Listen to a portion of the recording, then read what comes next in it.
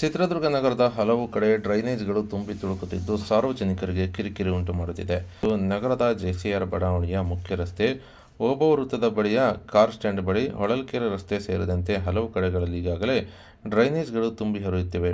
ಇನ್ನು ರಸ್ತೆಯ ಮೇಲೆಲ್ಲ ಗಲೀಜು ನೀರು ಹರಿದು ಹೋಗುತ್ತಿದ್ದು, ಇದು ಇಲ್ಲಿ ಸಂಚರಿಸುವ ವಾಹನ ಸವಾರರಿಗೆ ಕಿರಿಕಿರಿ ಉಂಟು ಮಾಡುತ್ತಿದ್ದು, ಪಾದಚಾರಿಗಳಿಗೂ ಕೂಡ ಸಂಚಕಾರ ಉಂಟು ಮಾಡಿದೆ. ಇನ್ನು ಕಳೆದ ಹಲವು ದಿನಗಳಿಂದ ಇದೇ ರೀತಿ ಸಮಸ್ಯೆ ಇದ್ದು, ಇದರ ಬಗ್ಗೆ ಮಾಹಿತಿ ಇರುವ ನಗರಸಭೆ ಕಣ್ಮುಚ್ಚಿ ಕುಳಿತಿದೆ. ಇನ್ನು ವಾಹನಗಳು ವೇಗವಾಗಿ ಸಂಚರಿಸುವುದರಿಂದ ಪಾದಚಾರಿಗಳಿಗೆ ಗಲೀಜು ನೀರು ಸಿಡಿದು ಬಟ್ಟೆಗಳು ಹಾಳಾಗುತ್ತಿವೆ. ಗಲೀಜು ನೀರು ಮೆಟ್ಟಿಕೊಂಡೇ ಮನೆಗೆ ಹೋಗುವ ಪರಿಸ್ಥಿತಿ ಉಂಟಾಗಿದೆ. ಇನ್ನು ರಸ್ತೆ ಮೇಲೆ ಗಲೀಜು ನೀರು ಹರಿದು ಹೋಗುತ್ತಿದ್ದು, ಈ ಬಗ್ಗೆ ನಗರಸಭೆ ಅಧಿಕಾರಿಗಳು, ಸ್ಥಳೀಯ ಶಾಸಕರು, ಜಿಲ್ಲಾಧಿಕಾರಿಗಳು ಗಮನ ಹರಿಸದಿದ್ದು ಕೊರೋನಾ ಕೂಡ ಹೆಚ್ಚಾಗುತ್ತಿದೆ.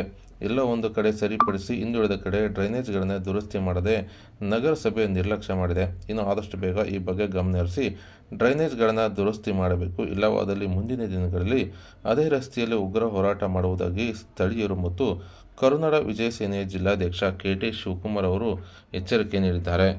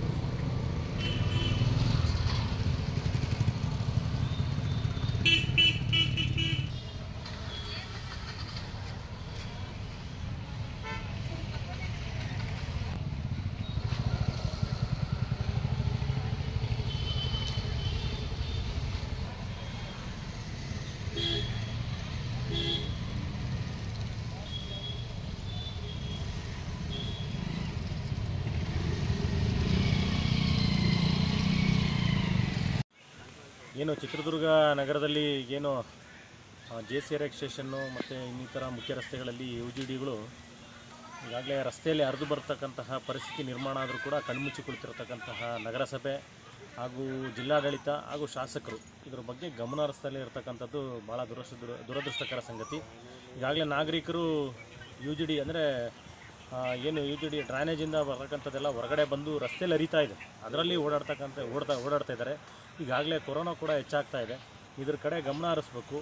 ಎಲ್ಲೋ ಒಂದು ಕಡೆ ಸರಿ ಮಾಡಿಬಿಟ್ಟು ಅದನ್ನು 100 ಕಡೆ ಇದನ್ನು ಸರಿಪಡಿಸಿದ್ದೀವಿ ಅಂತ ಹೇಳೋದಲ್ಲ.